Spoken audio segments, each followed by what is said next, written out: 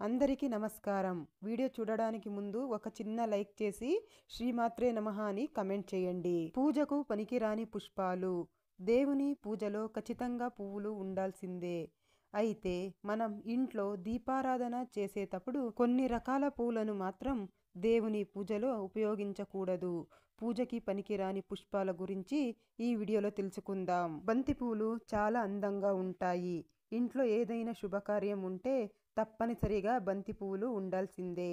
కానీ ఇంట్లో పూజ చేసే సమయంలో మాత్రం బంతి పూలను ఉపయోగించకూడదు. దీనికి కారణం ఏమిటంటే బంతి పువ్వులు పురుగును ఆకర్షిస్తాయి. కాబట్టి బంతి పువ్వును దేవునికి సమర్పిస్తే దేవుని దగ్గరకు పురుగులు వస్తాయి. కాబట్టి దేవుని పూజలు బంతి పూలను ఉపయోగించకూడదు. గన్నేరు పూలతో దేవునికి పూజ చేస్తే వ్యాపారంలో అధిక లాభాలు వస్తాయి. ఎర్ర గులాబీ పూలతో దేవునికి పూజ చేస్తే మీ ఇంట్లో ఉన్న కష్టాలన్నీ తీరిపోతాయి. మీ ఇంటికి ఐశ్వర్యం లభిస్తుంది. నేలరాలిన పూలను దేవుని పూజలో సమర్పించకూడదు. ముఖ్యంగా సాయంత్రం 6 దాటిన తర్వాత పూలను అస్సలు కొయ్యకూడదు. పూజకు వాడే పూలను నీటితో కడగకూడదు. అలాగే ఎడమ చేతితో కోసిన పూలను కూడా దేవుని పూజకి వాడకూడదు. నెలసరి సమయంలో పొరపాటున కూడా పూలను తాకరాదు. ఐశ్వర్యానికి దేవత అయిన లక్ష్మీదేవికి గులాబీ పూలతో పూజ చేస్తే అష్ట ఐశ్వర్యాలు చేకూరుతాయి. విచ్చని పూలతో దేవుడిని పూజించకూడదు. దేవుని పూజలో మొగ్గలను ఉపయోగిస్తే మీ పిల్లలకు అనారోగ్య సమస్యలు ఏర్పడుతాయి. దేవుని పూజలో విడిపూలను ఉపయోగించకూడదు. విడిపూల కన్నా మాల కట్టిన పూలతో పూజ చేస్తే మంచి పుణ్యం ఫలితం లభిస్తుంది. సువాసన వెరజల్లే పారిజాత పుష్పాలంటే వెంకటేశ్వర స్వామికి చాలా పవిత్రమైనవి.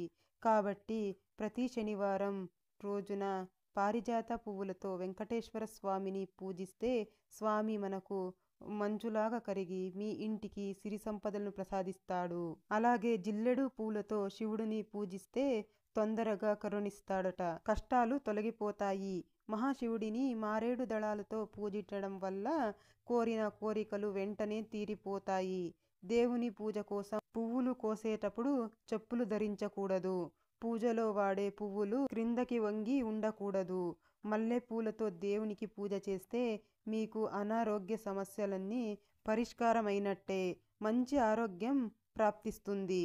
కొంతమంది తమ ఆర్థిక పరిస్థితులను బట్టి పూజకు వాడే పూలను కొనాలంటే ఎంతో కష్టంగా మారుతుంది.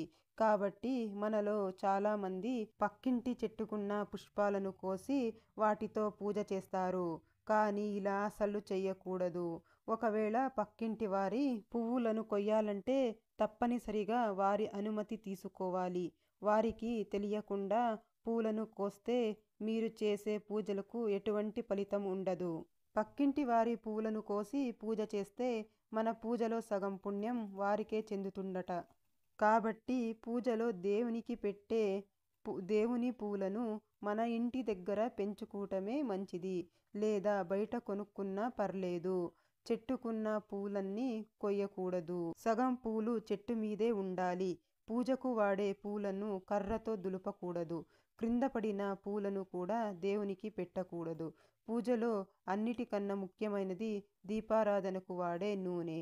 ఆవు నెయ్యి చాలా పవిత్రమైనది. కాబట్టి ఆవు నెయ్యితో దీపారాధన చేస్తే మీ కుటుంబానికి అష్ట ఐశ్వర్యాలు చేకూరుతాయి. దేవునికి పెట్టిన పువ్వులు ఎండిపోకముందే తీసివేయాలి. ఎండిపోయిన పువ్వులు పూజ గదిలో ఉంటే మీ ఇంటికి దరిద్ర దేవత అడుగు పెడుతుంది. ముళ్ళు కలిగిన పువ్వులు అలాగే రెక్కలు తెగిన పువ్వులు దేవుడి పూజలో ఉపయోగించకూడదు. తాజాగా ఉన్న పూలతోనే దేవునికి పూజ చేయాలి. ఇలాంటి చిన్న చిన్న నియమాలు పాటిస్తూ దేవునికి పూజ చేసినట్టయితే మీపై ముక్కోటి దేవతల అనుగ్రహం ఉంటుంది. ఈ వీడియో గనక మీకు నచ్చితే ఒక చిన్న లైక్ ఇచ్చి ఓం శ్రీ మాత్రే నమః అని కమెంట్ చేయండి. Thank you for watching.